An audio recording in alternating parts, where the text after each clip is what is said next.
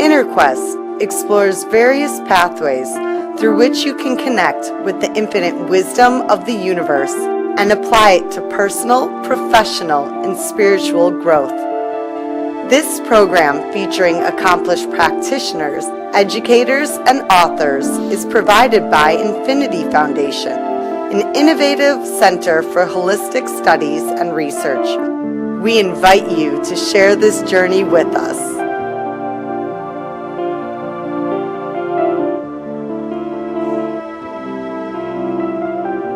Hello, welcome to InnerQuest. My name is Jay Stone, your host for today, and our guest is Daniel Rose. Welcome, Daniel.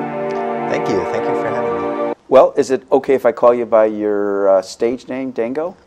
Yeah, that should work just fine. All right. Yeah. Dango embraces a passion for music as a vital healing influence and as a spiritual path. He creates music and collaborates with other musicians to support harmony and truth. Dango is a founding member of the transcendental folk band called Elephant Revival and is currently curating music for a new theatrical acrobatic circus performance called Eco Awakening. And I could see with Eco Awakening the connection to spirit, truth, and harmony. Absolutely, it kind of brings it all together and just building a consciousness for the planet through the artistic expression, especially movement forms. And I just learned that you're a Northbrook native and that you played in Door County, Wisconsin, and you've got a show coming up in Madison. Yeah, it's a tour stop. We were in Fish Creek, Wisconsin last night, on to Ann Arbor tomorrow, so stopping here at InnerQuest on the way. Okay. Now, in Elephant Revival, you primarily play bass and mandolin. Please tell us about your songwriting experiences. I've been writing for the band for the past 10 years, more so now opening up the potential of writing for other artists, other bands across the country within our networks. But more so, songwriting is just a vehicle for expression in a healing way. It's a healing process. That's something that I've been doing for a while. Now, is it your own personal healing or the people who listen to the music's healing, or both? Well, when I take the time to kind of turn inward and to take the moments of self-reflection for personal healing, it then somehow translates, hopefully, for healing for others. And that's become a big impetus for why I continue to spend the time writing songs. Later we're going to talk about one of your mentors who died from cancer, and I hope we get a chance to do the song you wrote in her honor. Okay. Yeah, that would be lovely. Okay. And what are the other personal practices that foster your creativity and deepen your connection to Source? I would say a morning meditation practice, general overall yoga lifestyle, spending time in nature, and doing work in service for others. Okay, love all of that. I've been doing yoga for over 30 years. When you say the yoga lifestyle, what does that entail? Oh, I'd say healthy food, healthy eating patterns. Bhakti is something that comes to mind, devotion. But also that kind of translates to me to Tonglen, Buddhist meditation, that is pretty much giving all your offerings in service. And do you think your personal practices comes through your music? There's a certain presence that I hope comes through. Okay. And what are the types of venues that you play at? Well, Elephant Revival just played at the Millennium Stage not so long ago. You mean? Here in Chicago. Okay. Yeah. I mean Millennium Park? Millennium Park, yeah. Okay. Yeah, that's a big... That was a fun one. Yeah. We also recently performed at Red Rocks Amphitheater in Colorado. It's a very famous amphitheater. You see, they do shows on PBS. Oh, they do? Yeah. Oh, that's great. From the Red Rocks. We do theaters, we do clubs, we do festivals, and then some amphitheaters. And pretty soon we'll be doing a show with the Colorado Symphony at Betcher Betcher Hall in downtown Denver is kind of like the Chicago Symphony Center. How would you classify? Is it folk? Is it your music folk music, rock music? It's sort of a progressive folk music. At one point in time, it was coined as transcendental folk, kind of in that history of Thoreau and just that writer's movement, which incorporates themes and elements of nature. Was it members of your band coined it transcendental folk, or it was some writer? It was a journalist in our hometown, so kind of created a whole new genre. Yeah, sort of happened without meaning to, but since then we just kind of call it more of a progressive indie folk. And how long has your band been around? This is our 10-year anniversary. Yeah, 10 years. And how many albums has your band put out? There's been 4 full-length albums, 1 EP, and 1 DVD of a live show. That's great. And gosh, I forgot what I was going to say. Anyway, describe the June 17th, 2016 Elephant Revival tour bus fire in Hickory, North Carolina. We had a tour bus fire. We pulled up to the venue in North Carolina. There was a sound that was the wires inside the bus kind of coming together. 3 of us were still sleeping. And it's just a smell that you will never forget when an electrical fire starts. And luckily... Was anybody hurt? Nobody was hurt. Did you guys lose your instruments, your clothes? We did. We lost our instruments, all of our acoustic instruments, all of our clothes. Lots of material possessions that we have in the bus for these tours. Like a computer with years of music on it? Yeah, the computers with all the writings. Luckily we have that stuff backed up. The real beauty of it is that we all made it out, and really within about 30 seconds before the whole bunk room of the bus just going up in flames. I sent Stacy, our booker, an email. I was hoping to bring in a picture. I know it might have been re-traumatizing to see that. And did you ever write a song about that experience? Yeah, I've been working on one and just finishing up some of the verses this week. So. Yeah. And what did you learn about yourself through the process of being in a traumatic situation? How fortunate we are, how lucky we are. There's so many refugees in the world, and just for a day, it felt like we were refugees. The Red Cross was there. It took a while, of course, to start refilling the coffers, if you will, or just having our clothes and getting new clothes and getting some instruments. But there's so many people. That night? We played that night. Yeah, I bet it was a very special show. It was. The community in Hickory, North Carolina came together. The fire department there was incredible. And the opening band, the Forlorn Strangers, brought instruments, and we used their instruments. And just to rehash on that fact, there's so many refugees in the world, and it really brought light to how that struggle is real and how fortunate we are. And now, how was grateful. this at an end of the tour, the beginning of a tour? How did you carry on from there? It was the beginning of a tour. We just carried on. The date, we had tour dates on the calendars. We figured it out. We borrowed instruments. We rented instruments. We got into different touring vehicles, and the show must go on. There's so much to share, and that was the way to do it. We're back on a bus now, and now it's a time of sort of reflection. It's been a reflection the whole time.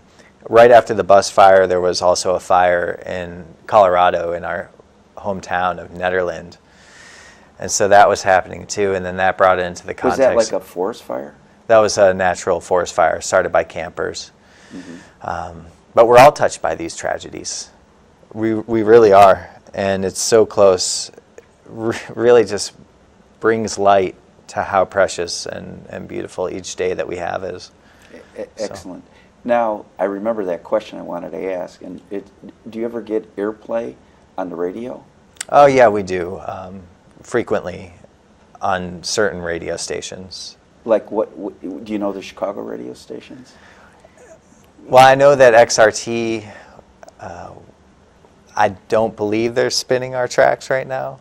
But they have done in the past. Not sure. I don't know which Chicago radio stations are or are not, to be honest. Well, what about like internet radio stations? Yeah, all the internet, lots of NPR. We were featured on Top Artists to Know About on NPR. And why would listeners of NPR be interested in your band and your music? Maybe because we touch on an evolving element of a social consciousness that goes along with grassroots community and community values. I like the part social consciousness and community values. Well, instead of us talking, how about you play a song? Actually, I see it's Refugees. You want to say a few words about the song before you play it?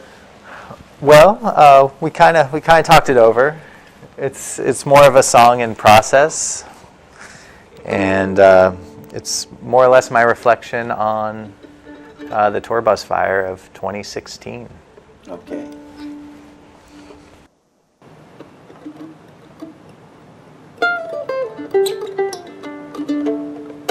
Grab what you can, it's coming on fast.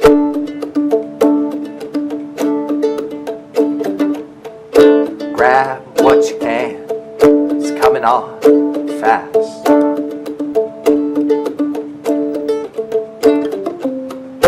Things we hold do not last.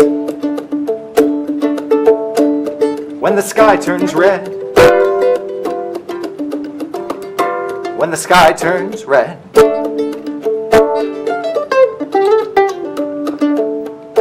from the ashes may we rise higher.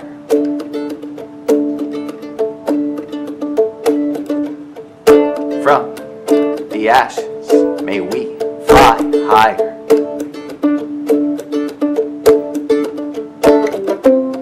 But what will I do? How will I respond?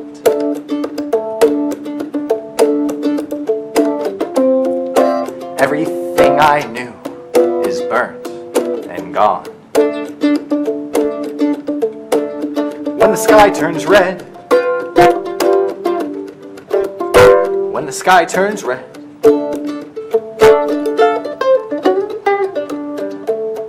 it's not the loss, it's the fear of losing it all.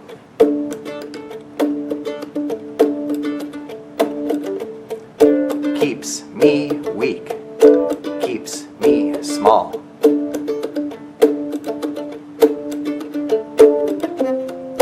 I am not a refugee, we are all burned by fire.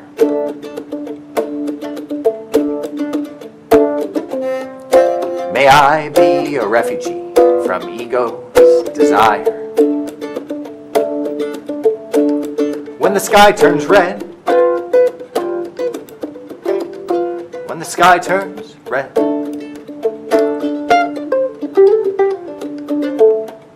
grab what you can, it's coming on fast.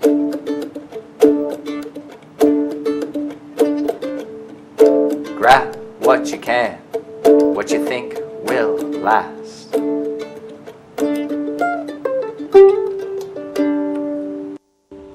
Yeah, I'll clap. Oh, cool. That's great. Before you put your instrument away, can Yeah. you talk a little bit about that instrument and why you play that, and maybe some of the other instruments. You play more than one instrument, don't you? I do. I play upright bass in the band, also a little bit of mandolin, and this is, of course, a mandolin. And this was a gift after the fire from a man named Milton David in Berkeley, California. Just makes beautiful mandolins, really unique. And he was so kind to have seen us and just to offered for us to take this on the road for a while. So thank you for asking. He was incredibly kind. And did you know this man before? No, it's the next weekend. We were at the Kate Wolf Festival in Laytonville, California, and somebody asked. So you went from North Carolina to California? That was the next stop on the tour, yeah. Wow. So that's what we do. So we made it over there, and somebody asked, Dango, do you have a mandolin? I said, no, I don't have a mandolin yet, but something tells me we're going to find one. And right when we got there, there was this luthier. That's a beautiful instrument. And he made that? Yep, he makes this line. And they're very unique because usually you have an A style that doesn't have this point, or you have an F style that's scroll-like, and this is kind of like this in-between sort of model that kind of looks like a tuxedo. He's very talented. Oh, yeah, he is. And he does it out of the love of his heart. It's just his career and his retirement. Yeah. Cool. Very blessed. Yeah. All right. Now, earlier we mentioned your teacher and guide. So tell us about Teresa, your teacher and guide, who recently died from breast cancer. Yeah, we have a band counselor, but really just a coach and just a friend that we spend so much time with to help us with the interpersonal dynamics of being a band. You know, it's like being a family, and being a tribe, and that was the intention behind it all to begin with. Well, and you're traveling. You're traveling in very close quarters. Very close quarters. So everything kind of comes up. It comes to the, just comes to the surface, and learning how to communicate is really a lifelong task, a lifelong process, and being able to listen, So she really taught us how to listen to each other and how to bring out the best of each other. Are there any other influences of Teresa? Yeah, Teresa reminded us to be grateful. And that's something that I wake up every day now and make a point to say the first thing in the morning, I am grateful. That's a very simple practice. Yeah. What are you grateful for? Before you go to bed, maybe 3 things. When you wake up in the morning, just keep it simple. I am grateful. She taught me how to look at nature and to see patterns in the pine cones and true beauty. True beauty.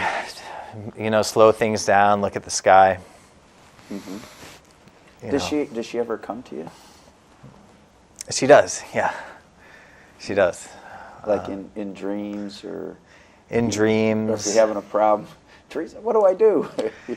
Calling on her. She's just part of sort of the ancestors that are now behind me. The collective mind. The collective. Yeah. Super. And so how many members are there in your band? There's 5 members in the band, sometimes 6. We're in a little in-between phase. And why is there sometimes 5, sometimes 6? Well, we've just been adding percussion, okay. And our percussionist is great. His name's Darren Garvey, and he's from Chicago. Did you know him when you lived in the area here? No, we met him at 9,000 feet up at the stage stop in Rawlinsville, Colorado. Oh, that's cool. And so what do the other 4 or 5 musicians do in your group, in your band? Bonnie Payne is the lead singer. And Daniel Rodriguez is also a lead singer. Bonnie plays... I was going to ask you if they play any instruments. Yeah, Bonnie plays washboard. She plays cello, musical saw, stomp box. More than she whistles. I mean, she's incredible. She's an incredible talent. And those instruments, including whistling, what genre do they originally come from? It's a folk genre. Okay. Some people could say bluegrass. Okay. But really, we all have very diverse musical backgrounds, and all coming from different places. So that's great. So everybody kind of has their own niche within the band. Everyone has their own niche within the band. It was surprising for me growing up and having an actual bluegrass band move in next door in Northbrook. That was very bizarre. Was they a successful band? They were, yeah. You want to mention their name? Yeah, Cornmeal. Yeah. I've heard of them. Yeah, Cornmeal's a great band. Yeah. Still love those guys. Do you have you stayed in contact with any of the musicians? Yes. Any influence there? Absolutely. Chris Ganji and Wavy Dave. The community of musicians is so tight And you would think that there's a lot of, or some competition there. The competition kind of fades away. I think that's important. It's important to allow the competition to fade away. And just admire and respect other musicians. Admire, respect, and receive.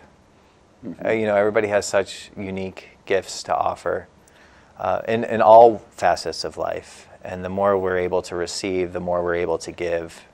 And that's actually the basis of Tonglen meditation. And so what other musicians or bands influenced you? There's a lot. I mean, right now I'm listening to a lot of ambient music, ambient dream pop type stuff. Yeah. Back I listen to that when I play yoga. Oh yeah, it's sort of like yoga music. Yeah. It's just becoming more and more the soundtrack to my life. But Bela Fleck and the Flecktones were huge influences growing up.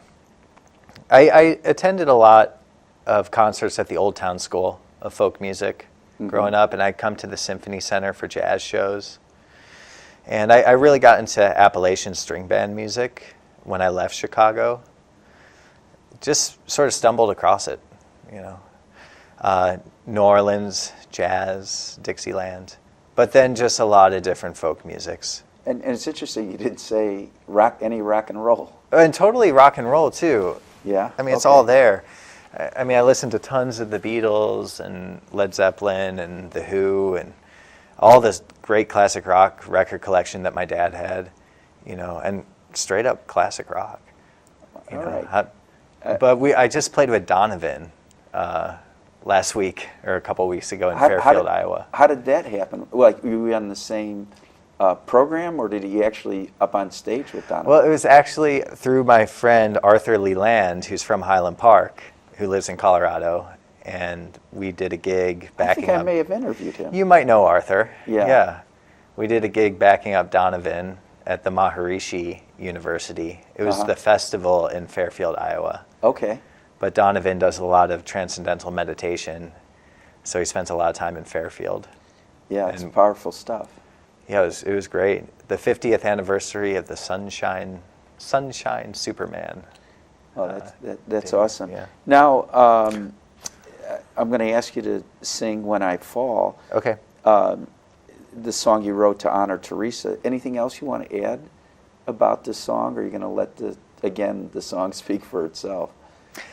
Well, we just released a video for it, and the video is actually to support the National Network of Immigrant and Refugee Rights, which is just very, very interesting how the song's taken so many turns and how songs could have so many different meanings for different people.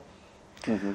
So this one actually began, the melody came to mind the day that I found out that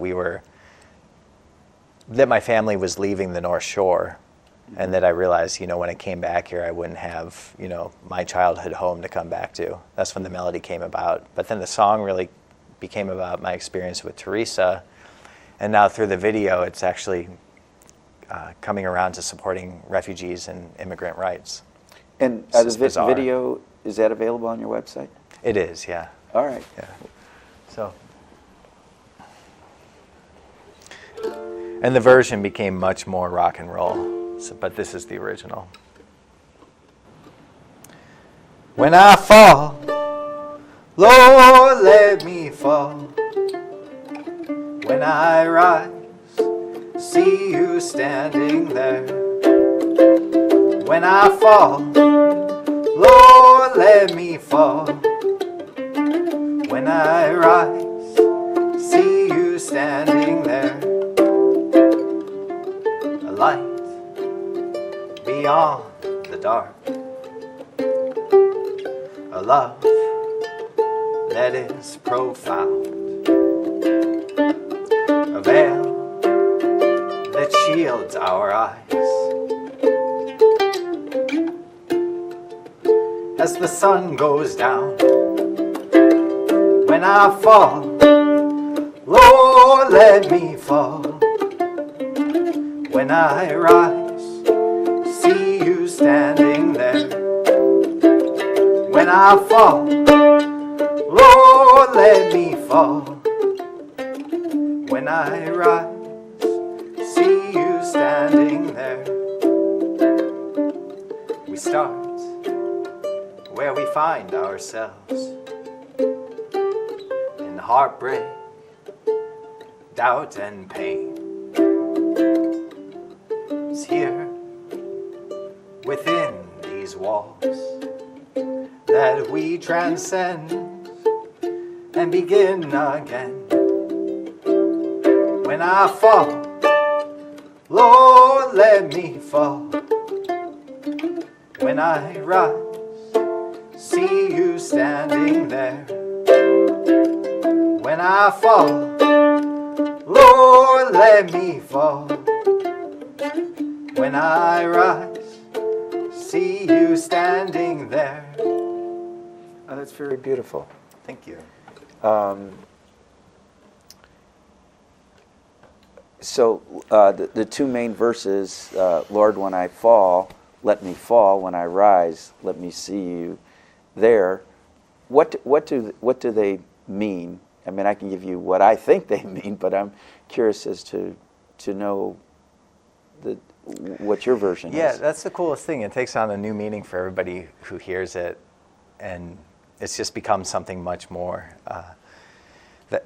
For me, it's when I fall, let me experience these emotions, let me experience the experience, and this sort of sense of intentional suffering to as an avenue for growth. You know, so sort of that transcendence quality, you know, allowing oneself to experience, not to get like bogged down by it, but, you know, let me fall. And then when I rise, see you standing there. The Lord is just kind of just a reminiscent of gospel music, you know, so I just kind of would, you know, I could hear a whole gospel choir on this song if it wanted to go that way. Now, and how do you think that those verses honor Teresa? That's a great question. You know, it might just honestly be honoring my experience with Teresa. But there's a light beyond the dark, a love that is profound. All right. Well, we just got a minute left. Oh, wow. That happened fast. Yeah. Is there anything, you know, in particular you'd like to say? Yeah, I've begun to do some band coaching and band consulting, how to make a life work within this. Like Teresa did? Like Teresa did in Yeah. this alternative lifestyle. It's very distinct and interesting. And have you gotten any clients yet? I have a band in Alaska that I'm working with. And how is it to work, you know, many miles away from the group? I'm going to find out because they're going to fly me out there around the solstice. So, cool. And then, is it important that you like their music? It is important. Yeah, I have to resonate with it for sure. But I like almost all music. So. All right, we got to wrap up. For more information about Dango Rose, his band Elephant Revival, Inner Quest Talk Show, Infinity Foundation, stay tuned to the credits at the end. Until next time, wish you good health, good spirits, and good fortune. Thank you so much. It's a pleasure. Namaste.